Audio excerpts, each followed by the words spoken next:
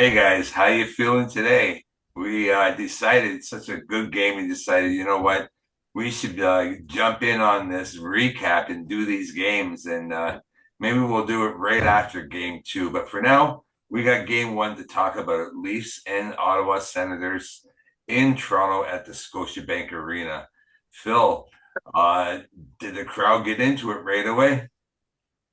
Oh yeah, that crowd was fired up, and I'd like to welcome everyone to Ken's Corner Sports Podcast. We have obviously Ken, the host. We got George out there in snowy Calgary. That's correct. But yeah, that crowd last night, man. That's how it should be all the time. I get that it's corporate Leaf land and whatever during the regular season, but the bleacher creatures were in full force last night.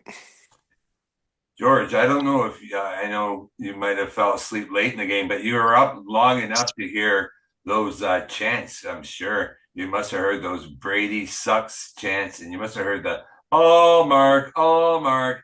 Not really something that Leaf fans do often. What were your thoughts when you were hearing that? Were you joining in? And what do you think actually when they showed his dad, Keith Tkachuk, in the stands? What was he thinking of those chants? Well, I was, like Phil said, I was quite happy with the fans when we started off and all the way through the game. Yeah, I mean, I'm right there with the fans on Brady Kachuk. I'm not too much of a fan with him. But you know what? His dad's probably, didn't mind it because that's what they get. They're used to that kind of stuff, and when you play that kind of way. Yeah, I really, he said after the game, it didn't affect him. He said, whatever, I heard it. It doesn't affect me. Play on. We're being joined by JT. JT, thank you for joining us. Oh, Doing us. Yeah, buddy. Guys, I have a question for all of you. I know I sat here with some friends. We had a bit of a get together for game one so we could ring that bell. And I said at the start of the game, I get to ring the bell first. There's four of us. We're all going to ring this bell at least for one goal tonight. And great that actually happened. JT, thanks for that beautiful prediction in that game that I Pretty didn't close. want you to do, but a 6-1 was damn close to being true, Close. right? Close. Okay, so I don't know if you had anyone around when you guys were watching this game, but at the start of the game, Phil, did you or and guys, let's chime in. Who was your first goal prediction? Who did you think was going to score that first goal? And don't tell me that you thought Oliver Ekman-Larsson or any other defenseman was going to do that for the Leafs, considering we didn't score, I don't know, 10 goals all year for the defense, I think, or whatever it was. Phil, what was your thoughts on that? Well, quickly, I want to chime in on the Brady thing that George was talking about. I believe that the best players in the league, the best players on every team, are used to that during their away games. The fans get on Kachuk. It's water off a duck's back. Like, sure, they hear it. They don't care. No, of course you don't have OEL scoring the first goal in the of the game. I think the Leafs defense had 21 goals this year.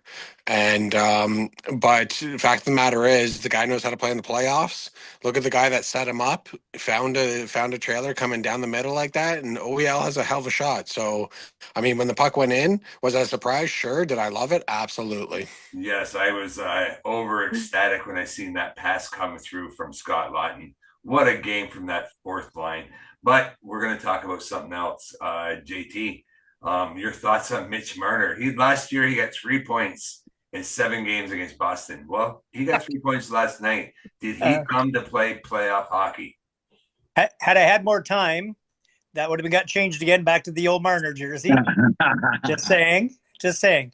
You know what? I think he's in right of his own. I think he's heard the noise. He hears that just as well as anybody else, and I think he wants to shut the pundits up a little bit. And I think he's making a point this year. I think he's going to have a good playoff. I think they all are. There it is, right there. And yeah, I don't know. I loved it. I just love everybody's first shift. Willie Nylander throwing hits down low on a forecheck. What the heck is that all about? Come on, boys. That was playoff hockey. And I think I can't remember who actually brought this up, but maybe Nick Robertson watched one of our episodes because he was playing not like Nick Robertson of old. I'm not sure who brought that up here the other day, but wow, he was throwing some body around as well. Constant. Yeah. Your goal of the game, what was your favorite goal? My favorite goal? Well, every goal was my favorite goal. Yeah. On Hallmark, lighting them up like that. That was every goal was my favorite goal. But I mean, I passed from Matthews because Marner scored it. I liked it, I loved it, and I was proud of it. Phil, what's your thoughts on Matthew Nyes? Wasn't he just a bullet later last night? I seen Dylan Cousins take a run at him, and he landed on his backside real quick.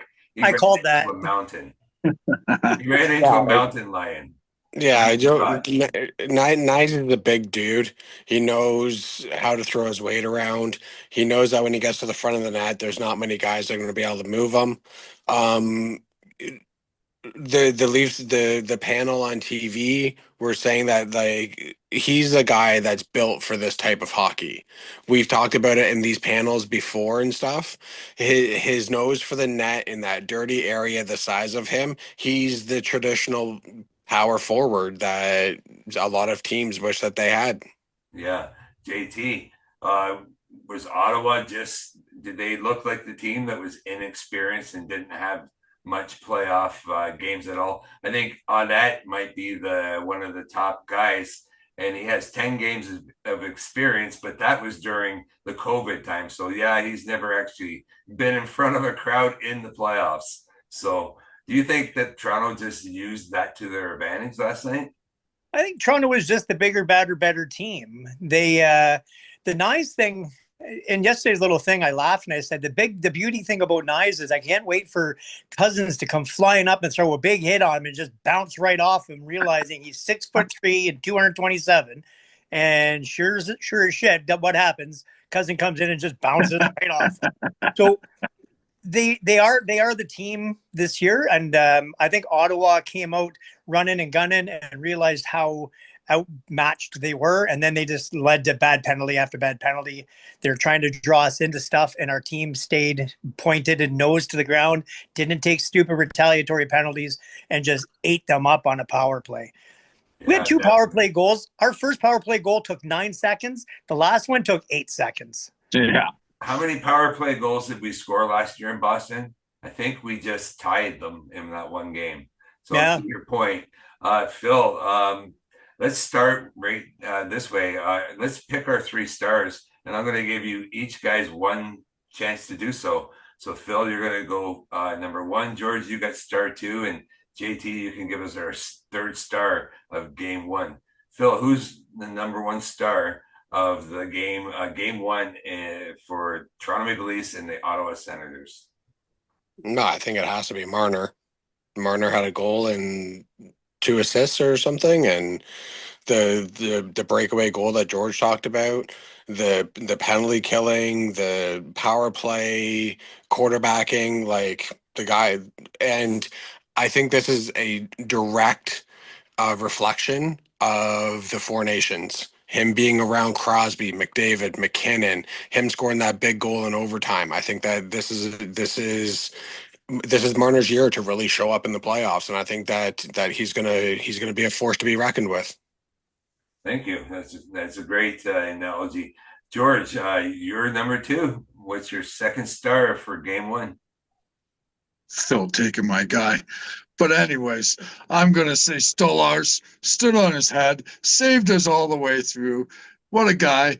What a goaltender. Yeah. He's going to put us through to the next round and the next round and the next round. Well, you're bang on in that assessment, George, because that save that he made off of Brady Tkachuk, which I thought was maybe the only chance that Tkachuk really had in the game. He was otherwise, I didn't notice him. I don't know, maybe the Ottawa Senator fans might have, but I didn't personally notice him during this game. But that save, it was a still 2-1, and it could have changed the outlook of the game. And JT, your 3rd star. I mentioned him at the beginning. He had a different game last night. It was Nylander. Him coming around on that 5-on-3 and just picking that and just sniping. That was such a beautiful shot. His ability to find space and create space. He actually put bodies on people and created space. That's such a different dynamic from him. Just on that alone, I give him 3rd star. Thank you. Phil, we're going to set up game 2 here. This will be released tomorrow, right before game 2. And guys, if you want to come back on right after the game and get your feelings right after a game, I think that would be our best take. I would really love to do that tomorrow night after game 2, unless it goes into like triple overtime or something ridiculous, and then we'll come back on Wednesday morning. Yeah, it's not going to happen. So let's line up this game 2, Phil. Are you expecting a pushback from the Ottawa Senators in game 2, or are you thinking it's going to be more of the same? You can always expect a pushback. Listen, they came out, they had a lot of rookies, they had a lot of guys first time in the playoffs.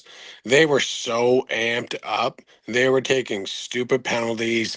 They were throwing their bodies recklessly around the ice, poking at guys, and they made themselves targets, as far as what I'm concerned, for the referees.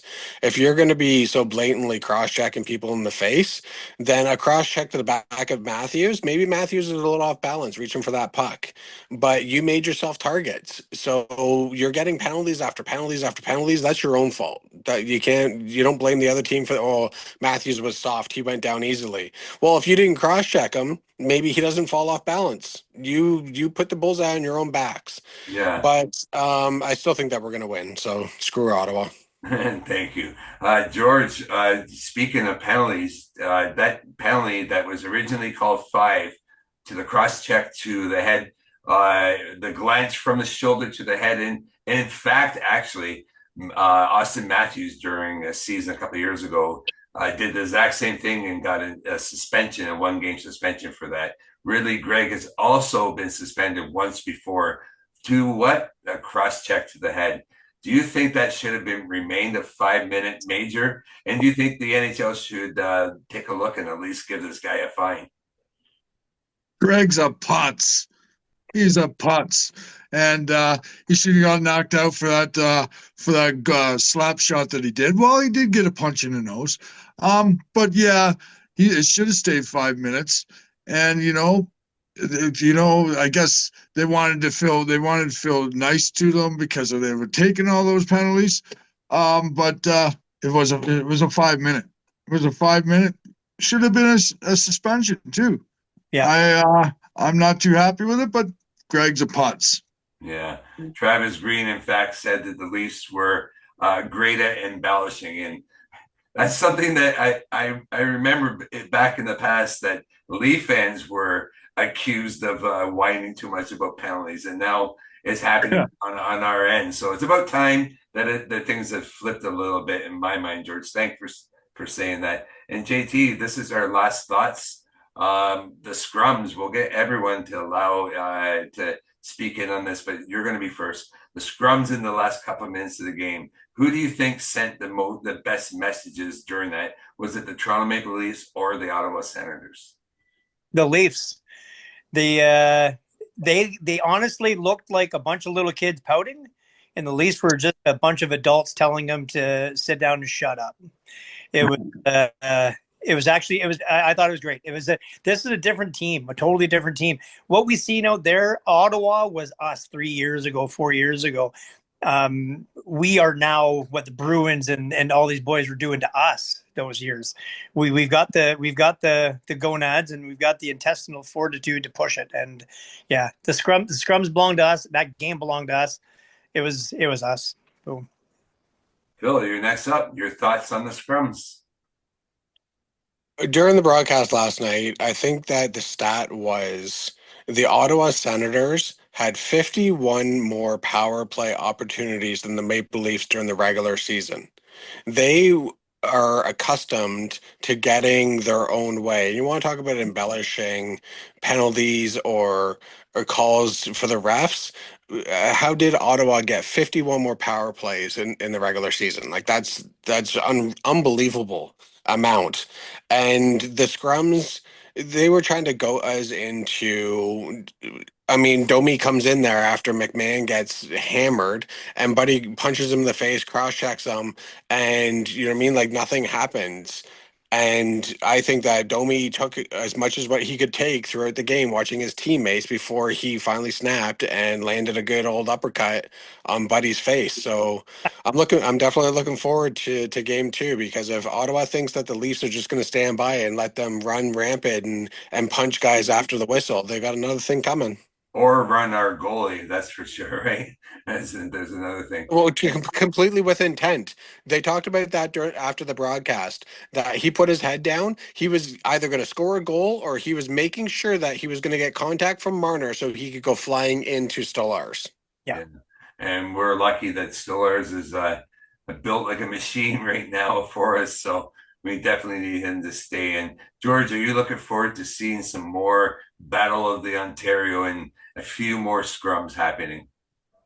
Oh yeah, as long as we're winning, we can do what we have to do. As long as we stay out of the penalty box until we start winning, yeah, I'm looking forward to Domi punching more people in the face. Yeah, thank you for saying that. I'm sorry.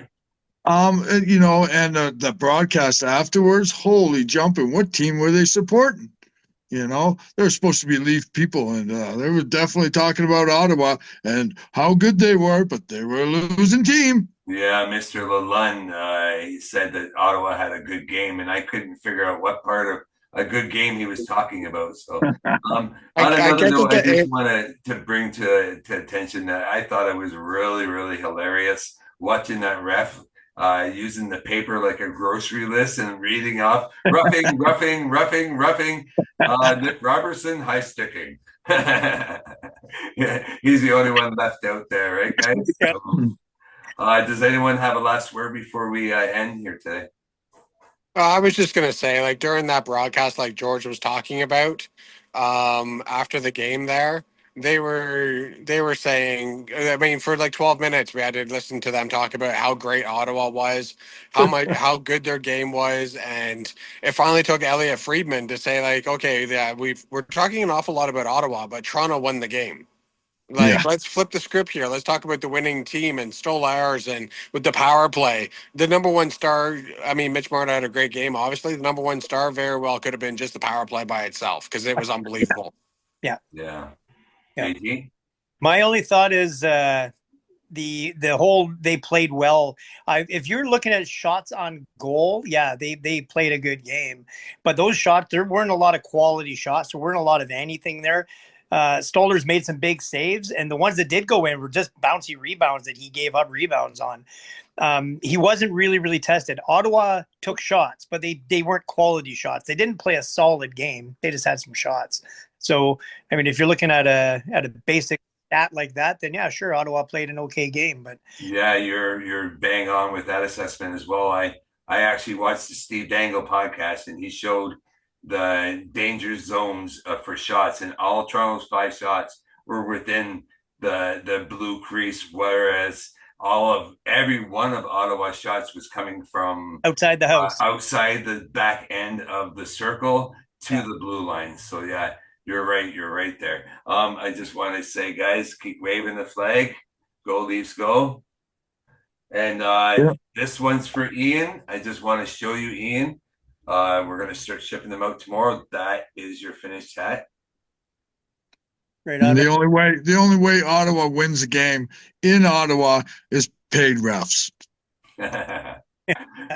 Well, we'll leave that to this conspiracy theorists. Thank you so much for that. Okay, guys, thank you so much. I'll do a roll call on the way out here. JT up there in Thunder Bay, Phil in parts unknown, Whippy or somewhere, and George out there in cold, snowy Calgary today, apparently. From 20 to 2, it must be a desert. Have fun. Thank you so much, guys, for jumping on today. I know this is an unusual time. And I really had a lot of fun talking about the Leafs, and I'm super excited to see game 2 and see you all back on here real soon. Okay, guys, have a good day. My name's Ken Judge, and we're here on Leafs Sens recap game 1. Thank you. Go Leafs, go! Hashtag drop that puck.